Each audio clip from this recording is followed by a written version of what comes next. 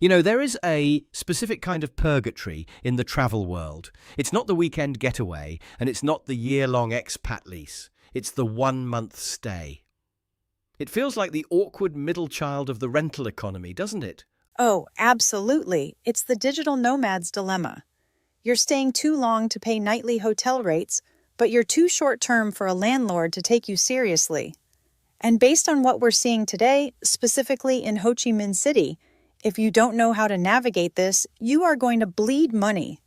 Right, we're looking at a case where someone is stuck in the Airbnb loop.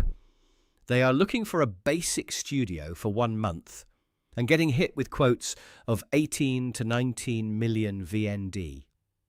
For context, that's roughly $750. For a basic studio in Vietnam, that feels steep. It's incredibly steep. That is what I call the platform tax. When you rely solely on Airbnb, you aren't just paying for the room.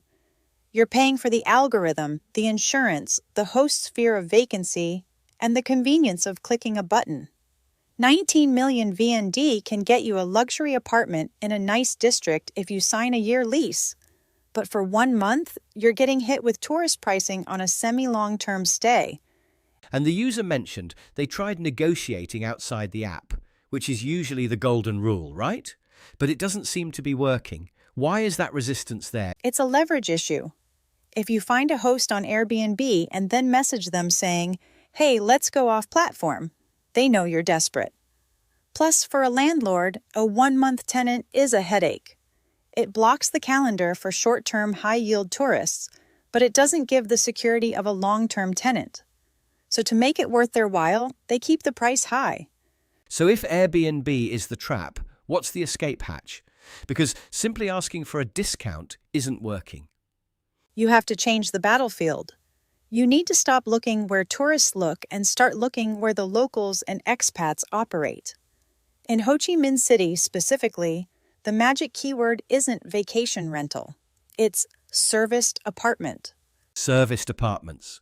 That implies housekeeping, maybe laundry, but usually run by a management company rather than an individual host. Exactly. And they are everywhere in Saigon. The strategy here is to get on Facebook. Vietnam runs on Facebook. Groups like Ho Chi Minh City Housing or expats in HCMC. You post your budget, say 10 to 12 million VND, which is a much fairer price for a studio, and let the agents come to you. That's a good point.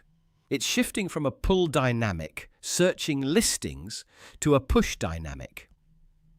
Let the market compete for your money. Precisely. And don't forget Google Maps. This is a tactic people underestimate. Zoom into the neighborhood you like, District 1 or Thao, Dien, and search serviced apartment. Call the numbers directly or, even better, add them on Zillow. Zillow. That's the critical piece of cultural context.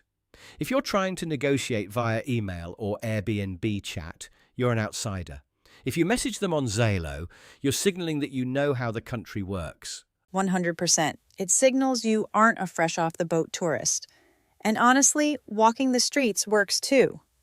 If you book a hotel for just 2 nights, walk around, and look for for rent signs, you can often cut that 19 million figure down to 10 or 12 million instantly.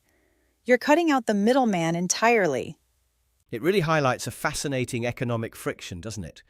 We want the global convenience of an app, but we want the local price of a resident. And usually, you can't have both without putting in the legwork. That's the trade-off. Convenience is expensive. If you want the local price, you have to play the game by local rules. So for anyone staring at a $750 bill for a tiny room in Saigon, close the app, download Zillow, and start thinking like a local. Or else, enjoy paying the convenience tax. The choice is yours.